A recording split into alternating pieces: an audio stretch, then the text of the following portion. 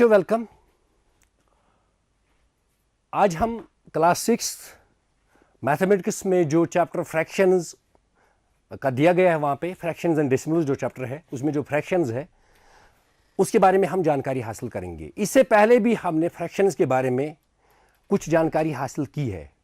क्या क्या हमने सीखा था पहले हम वो जान लेंगे। हमने क्या क्या सीखा था। हमने जो सीखा था पहले, इससे पहले वो हमने सीखा था फ्रैक्शन क्या है, हम किसको फ्रैक्शन कहेंगे, ये भी हमने फ्रैक्शन के बारे में सीखा था। उसके बाद हमने सीखा था टाइप्स ऑफ फ्रैक्शन, जैसे प्रॉपर फ्रैक्शन क्या है वो भी हमने सीखा था, और इम्प्रॉपर फ्रैक्शन जो है वो भी हमने इसके बारे में सीखा था कि इम्प्रॉपर फ्रैक्शन क्या है।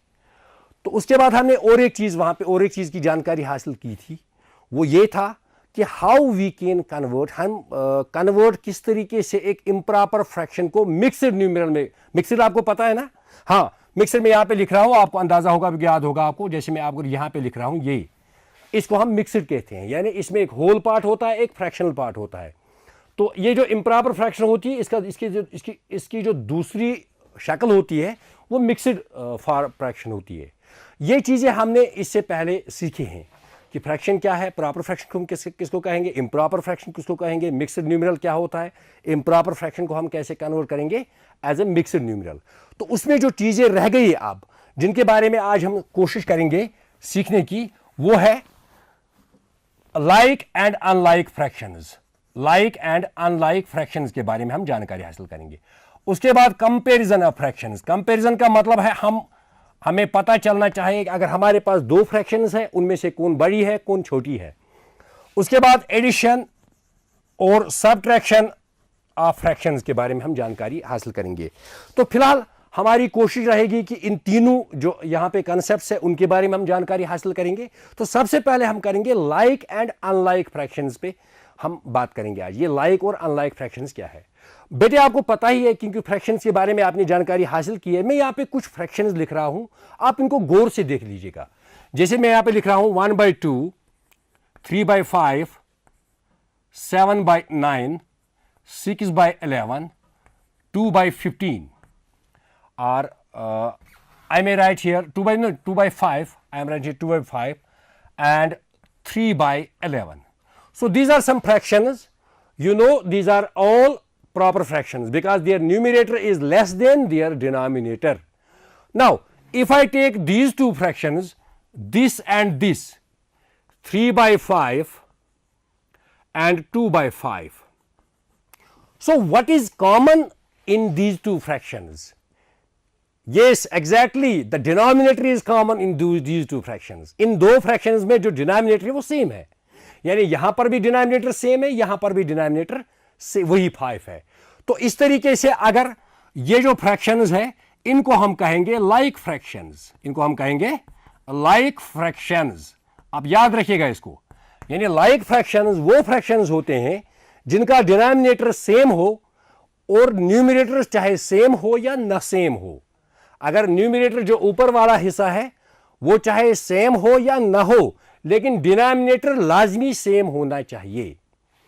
तो इसी तरीके से अगर आप देखेंगे ये दो फ्रैक्शंस हम लेंगे 6/11 एंड 3/11, तो ये भी लाइक फ्रैक्शंस ही है, क्योंकि इनमें भी अगर आप देखेंगे इनका जो डिनोमिनेटर है वो दोनों में सेम है, दैट इज 11 and 11। तो if you take the example of these two fractions 1/2 and 3/5, What about these two fractions? अब इनके बारे में मुझे बताइए, क्या ये लाइक है? बिल्कुल नहीं, क्योंकि ये लाइक नहीं है, क्योंकि इनके डिनोमिनेटर जो है वो सेम नहीं है। तो इस तरीके से हम कहेंगे ये जो फ्रैक्शंस है, या इसी तरीके से अगर आप ये दो फ्रैक्शंस भी लेंगे आपस में, सपोज 7/9 आप ले सकते हैं या 6/11, तो ये जो दोनों पेयर्स ऑफ फ्रैक्शंस है, हम we call them unlike fractions, we call them unlike fractions. तो अब आपको याद रखने की सिर्फ ये जरूरत है, अगर दो फ्रैक्शंस या दो से ज्यादा फ्रैक्शंस में डिनोमिनेटर सेम है तो those fractions are called like fractions, and if the denominator in the fractions is different, denominator पता है ना आपको, जो नीचे इसका पार्ट होता है, तो the fractions are called unlike fractions.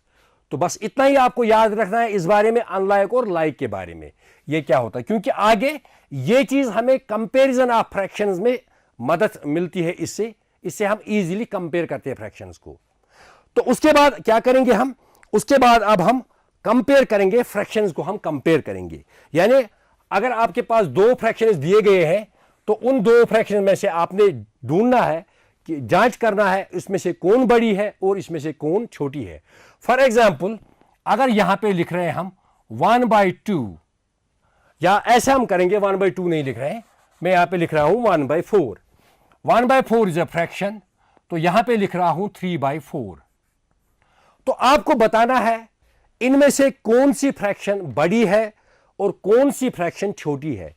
उसके लिए मैं क्या करूंगा, बिल्कुल आप भी घर पे बैठ के आप कर सकते हैं। आप एक पेपर उठाइए, इस पेपर को पहले सबसे पहले आप ये जान लीजिए कि ये दोनों जो फ्रैक्शन जो है ये लाइक फ्रैक्शन है, राइट। हाँ, ये दीज आर लाइक फ्रैक्शन। तो इनका जो डिनोमिनेटर है वो 4 है। तो क्या करेंगे आप, अब एक पेपर पीस उठाइए अपने घर में और उस पेपर को आप 4 इक्वल पार्ट्स में आप पेन से इसको आप डिवाइड कीजिए, जैसे मैंने यहां पे कहीं करके रखा है। तो जब इसमें डिवाइड करके रखा है तो यहां पे मैं कर रहा हूं, अब मुझे बताइए आप, ऐसे में यहां पे ड्रा कर रहा हूं, जैसे ये वाला पोर्शन, ये वाला, इसको मैं 4 हिस्सों में डिवाइड कर रहा हूं। तो 1/4 का मतलब है ये एक हिस्सा इन 4 में से। तो इसका मतलब ये जो शेडेड पोर्शन है दिस रिप्रेजेंट्स 1/4। अब ऐसा ही और एक पीस आप लीजिए, तो आप वहां पे क्या करेंगे, आप एक पीस को आप कलर करेंगे, इसमें से 4 में से आप एक को कलर करेंगे, तो विच रिप्रेजेंट्स 1/4। तो यहां पे आप इसके लिए भी इतना ही पीस आप पेपर लाएंगे, इतना ही पीस आप पेपर लाएंगे, इसको भी आप 4 हिस्सों में डिवाइड कीजिए। अब यहां पे क्या है 3/4, that means we have to colour 3 parts out of 4। So यहां पे हम करेंगे 3 पार्ट्स आउट ऑफ 4 कलर। तो जब हमने किया है 3 पार्ट्स आउट ऑफ 4 कलर, तो इस तरीके से जब आपके पास 2 पेपर होंगे, उसमें एक पेपर में यानी एक चौथा हिस्सा कलर किया हुआ होगा, तो दूसरे में 3 पार्ट्स कलर किए होंगे। तो आप मुझे बताइए फिर इन 2 पार्ट्स में से कहां पर ज्यादा आपको लग रहा है, यानी कौन सी फ्रैक्शन जो है वो बड़ी होगी। बिल्कुल आपने सही सोचा है, जहां पर कलर ज्यादा हुआ है, जिस ज्यादा एरिया को कलर हमने किया है, वो जिस फ्रैक्शन को रिप्रेजेंट करती है उसी फ्रैक्शन को हम कहते हैं वो बड़ी है।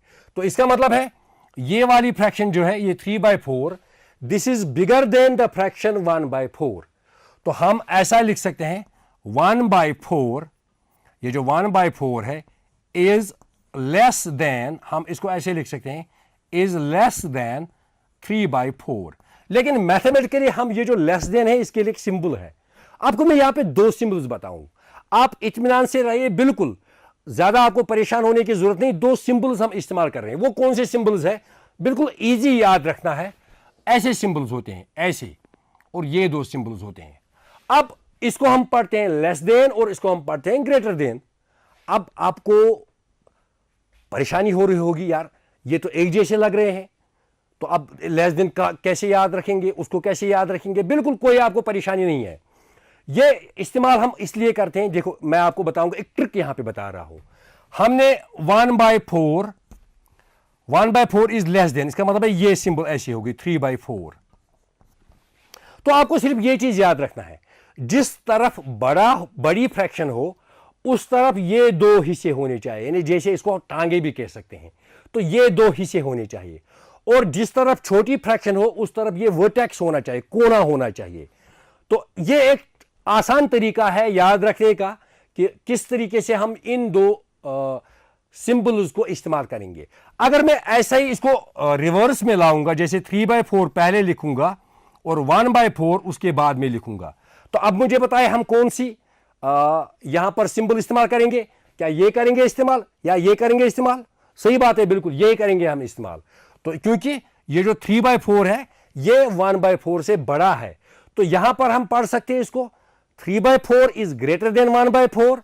तो यहां पर हम पढ़ सकते हैं 1/4 इज लेस देन 3/4। तो इस तरीके से और एक बात हम यहां पे करेंगे, ये हो गया वो फ्रैक्शंस जो लाइक फ्रैक्शंस है। तो अगर यहां पे मैं सिर्फ एक प्रॉब्लम आपको दे रहा हूं उस प्रॉब्लम के बारे में आप खुद सोचिएगा। फॉर एग्जाम्पल यहां पर एक प्रॉब्लम है 5/8 is a fraction and another one is 4/8 is another fraction. So what you have to do, you have to compare, आपको कंपेयर करना है ये दो फ्रैक्शंस, इनमें से बताना है ये फ्रैक्शन कौन सी बड़ी है और कौन सी छोटी है, और आपको ये सिंबल्स इस्तेमाल करने, ये जो दो सिंबल्स है लेस देन और ग्रेटर देन, इनमें से कौन सी सिंबल आप इस्तेमाल करेंगे।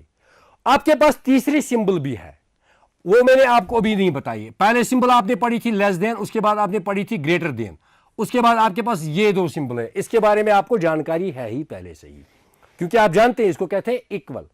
इक्वल का मतलब होता है जब दोनों साइड से बराबर है, जब दोनों साइड से बराबर है। फॉर एग्जाम्पल अगर आपके पास ये है 2/3 और आपके पास ये है 2/3, ये दोनों फ्रैक्शन जो है ये बराबर है, यानी 2/3 और 2/3 सेम चीज है, तो इस सूरत में आप क्या करेंगे, इस सूरत में आप ये वाली साइन इस्तेमाल करेंगे यहां पे।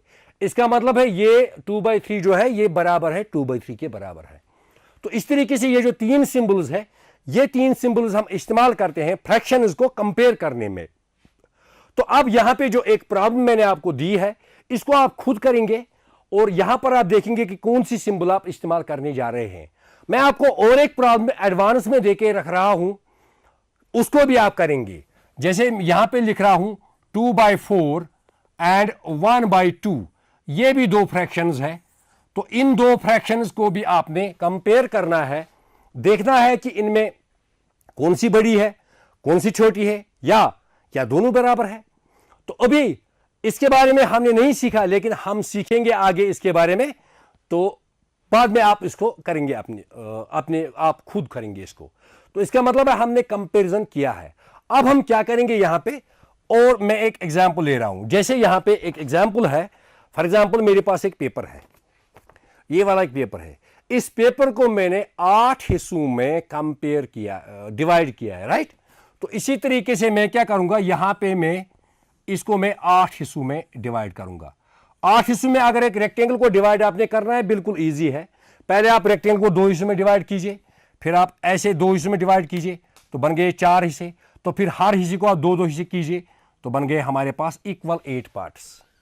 अब मुझे बताइए आप, ये वाला पोर्शन जो है जिनको मैंने कलर किया है, ये कलर वाला पोर्शन जो है इट रिप्रेजेंट्स 2/8, राइट, वही है ना।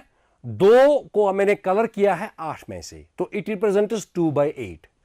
तो अगर मैं ऐसा करूंगा, ये वाली लाइन सेगमेंट्स जो है, या बिल्कुल ये वाली लाइन सेगमेंट्स जो है, इनको मैं रब करूंगा यहां पे, ये मैं नहीं रख रहा हूं, ये वाली लाइन सेगमेंट्स। अब मुझे बताइए, ये जो है ये वाली इसको भी मैं रब कर रहा हूं। अब मुझे बताइए, ये पोर्शन जो है फिर भी 2/8 ही है, क्योंकि मैंने कुछ इसमें हटाया नहीं है, यानी कम तो नहीं किया, सिर्फ लाइन रब की है। अब कितने हिस्से हैं इस रेक्टेंगल के, 4 है ना, हाँ बिल्कुल सही, 4 पार्ट्स में ये रेक्टेंगल को हमने डिवाइड किया है। अब अगर मैं आपसे पूछूं, मुझे बताइए ये जो शेडेड पार्ट है ये कौन सी फ्रैक्शन को रिप्रेजेंट करता है। बिल्कुल आप सही बताएंगे, ये 1/4 को रिप्रेजेंट करता है, क्योंकि this is 1 part shaded out of 4 parts, 4 equal parts, right. तो इस तरीके से ये पार्ट 2 चीजों को रिप्रेजेंट करता है। अभी हमने देखा है जब हमने इसके 8 पार्ट्स किए थे तो उस वक्त ये 2/8 था, तो अभी हमने इसको 4 ही पार्ट्स किए हैं तो इस वक्त ये 1/4 है। तो क्या माजरा है ये, क्या ये दोनों, इसका मतलब क्या होना चाहिए, अभी पहले ये 2/8 था और अब ये 1/4 है, तो इसका क्या मतलब होता है। इसका मतलब ये होता है कि ये दोनों बराबर होने चाहिए, क्योंकि ये दोनों यही चीज है, ये जो कलर्ड पार्ट है ये दोनों इसी को रिप्रेजेंट करते हैं। तो इसका मतलब है ये बराबर होने चाहिए, इसका मतलब ये बराबर है। तो आप इस तरीके से भी चेक कर सकते हैं। जैसे मैंने आपको ये एग्जांपल दी है, यहां पे आप एक पेपर लीजिए, उसको 4 पार्ट्स कीजिए, फिर 4 में से 2 कवर कीजिए, फिर वही पेपर लीजिए, उसको 2 ही पार्ट्स कीजिए, फिर 2 में से 1 को कवर कीजिए, फिर आप आपस में कंपेयर कीजिए। आप घर पे कंपेयर कर ऐसे भी कर सकते हैं, आप इसको कलर्ड पार्ट को कट भी कर सकते हैं और एक दूसरे के ऊपर भी रखकर आप चेक कर सकते हैं कि क्या गोया वो पार्ट्स बराबर है या नहीं है। तो इस तरीके से हमने कंपैरिजन ऑफ फ्रैक्शंस जो है उसके बारे में भी सीखा है। तो अब हम चलते हैं एडिशन ऑफ फ्रैक्शंस के ओर, क्योंकि हमने बहुत कुछ सीखना है। तो इस चीज को मैं फिलहाल रख रहा हूं, उसको मैं रब नहीं कर रहा हूं। एडिशन ऑफ फ्रैक्शंस, एडिशन या सब्ट्रैक्शन ऑफ फ्रैक्शंस। फिलहाल हम एडिशन ऑफ फ्रैक्शंस के बारे में जानकारी हासिल करेंगे। एडिशन आपको पता है, अगर मैं आपसे पूछूं जरा मेरे बेटे आप इसको ऐड कीजिए, कितना होगा? बिल्कुल सही, आपने सही सोचा होगा, ये 5 के बराबर है। तो इसी तरीके से अगर आपने देखा होगा 3 - 2 इसका आंसर 1 है। ये चीज आपने सीखे हैं। अब ये जो फ्रैक्शंस है, इन फ्रैक्शंस को भी हम ऐड करते हैं, इनको हम सब्ट्रैक्ट करते हैं। आगे जाके आप इनको मल्टीप्लाई भी करेंगे, इनको डिवाइड भी करेंगे, आप बहुत कुछ इनके साथ आप कर सकते हैं। तो फिलहाल हम क्या करेंगे, हम फिलहाल इस वक्त एडिशन के बारे में सीखेंगे। तो इसके लिए मैं क्या, इसके लिए मैं कुछ एग्जांपल, जैसे यहां पे 1/3 एंड 2/3, ये दो फ्रैक्शंस हमारे पास। या मैं 3 की एग्जांपल नहीं ले रहा हूं, मैं यहां पे कुछ और एग्जांपल ले रहा हूं, जैसे 1/4 प्लस 2/4। ये दोनों फ्रैक्शंस जो है ये लाइक फ्रैक्शंस है। हाँ, एक बात आप याद रखिएगा, अभी आप सिर्फ लाइक फ्रैक्शंस को ऐड या सब्ट्रैक्ट करेंगे। जो अनलाइक फ्रैक्शंस है उनको आप ऐड या सब्ट्रैक्ट मत कीजिएगा। अभी सबसे पहले आप लाइक फ्रैक्शंस को सीखिए। जब आप ये सीखे तब आप कोशिश करेंगे अनलाइक फ्रैक्शंस को कैसे हम ऐड करते हैं। वो आप कहीं से भी फिर सीख सकते हैं, अपने उस्ताद के पास से भी सीख सकते हैं। तो फिलहाल हम लाइक फ्रैक्शंस की बात करेंगे। इसका मतलब है ये 4 पार्ट से 4 में से 1 कलर किया हुआ और 4 में से 2 कलर किए हुए। अगर मैं आपको ऐसे पूछूं, मुझे बता कुल 4 में से कितने पार्ट्स कलर हुए हैं? बिल्कुल आप सही बताएंगे, 4 में से 3 हुए। एक तो पहले 1 हुआ है।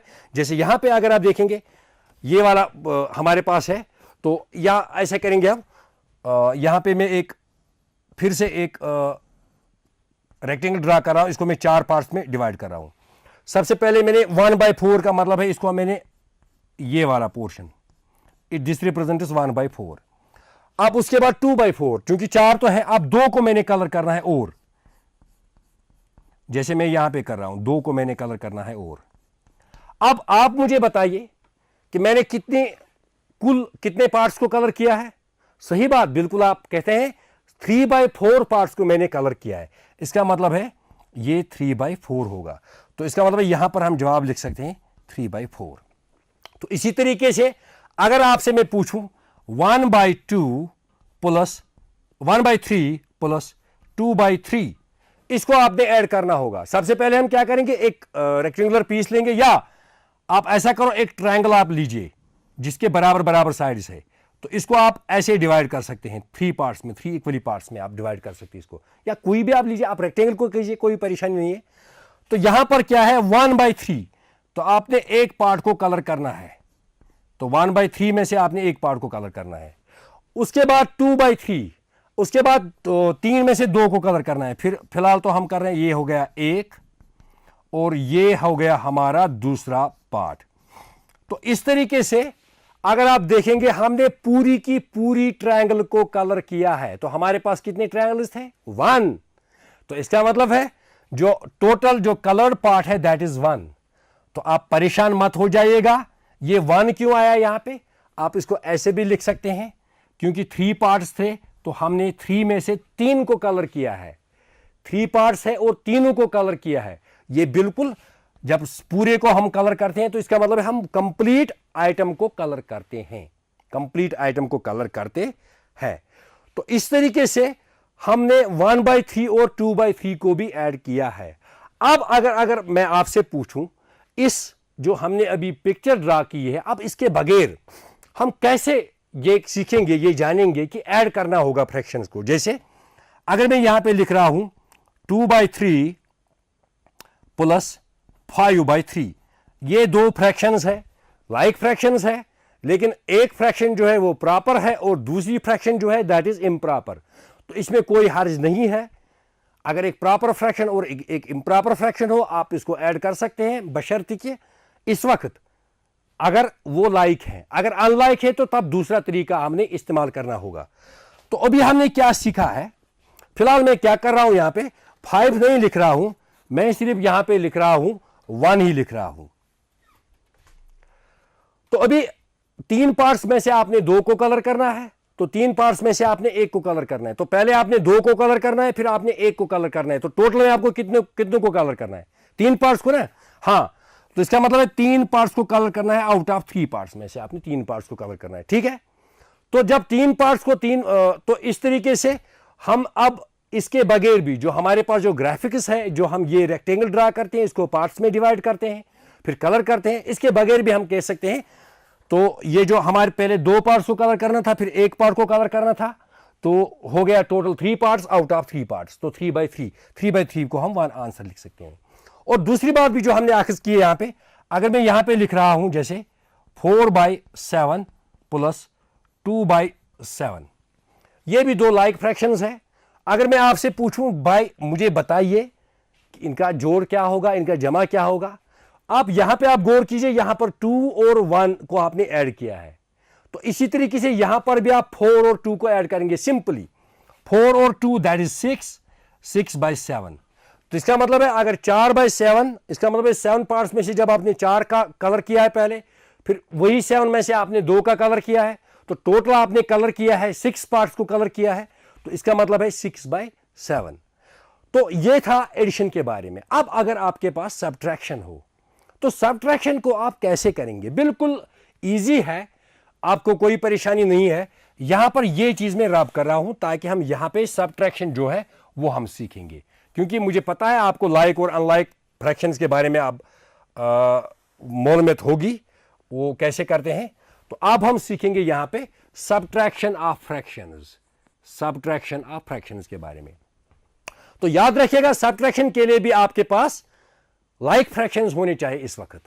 बाद में आप अनलाइक को भी कर सकते हैं, लेकिन इस वक्त आप सिर्फ लाइक फ्रैक्शंस उठाइए। आप खुद भी बना सकते हैं, खुद भी कोई भी लाइक फ्रैक्शंस लीजिए, उनको ऐड कीजिए, उनको सब्ट्रैक्ट कीजिए।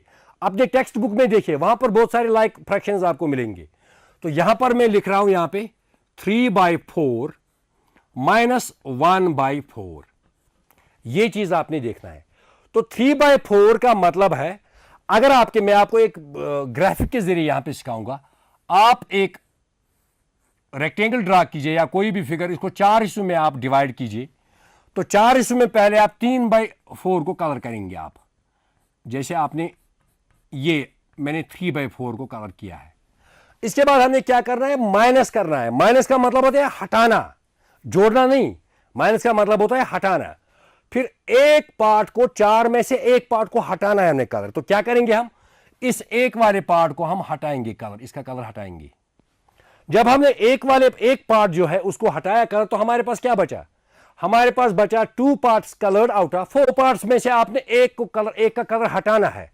तो क्या करेंगे हम? इस वाले पार्ट का हम कलर हटाएंगे यहां पे। तो इस वाले पार्ट को जब हम कलर हटाएंगे तो इस तरीके से हमारे पास जो बचा 1/3। तो अगर आप देखिए यहां पे 2/3 माइनस 1/3, इसका मतलब है इसका आंसर जो आया 1/3। तो अगर आप गौर करेंगे यहां पे हम सिर्फ सब्ट्रैक्ट कर रहे हैं इनके न्यूमरेटर्स को, जैसे 2 - 1। तो इसी तरीके से अगर यहां पे लिख रहा हूं मैं 5/6 माइनस 4/6, इसका आंसर क्या आना चाहिए? इन दो को हमने 5 को 4 सब्ट्रैक्ट करना है, नीचे 6 लिखना है, दैट इज 1/6। इसी तरीके से मैं यहां पे लिख रहा हूं दो प्रॉब्लम्स और जो आप खुद करेंगे, जैसे 2/11 माइनस 1/11 और 3/7 या 13/7 माइनस 12/7। तो इस तरीके से ये हमने सीखा है आज comparison of fractions, like and unlike fractions, addition and subtraction of fractions. इंशाल्लाह जब हम आगे मिलेंगे उस वक्त हम और जानकारी हासिल करेंगे। Thank you.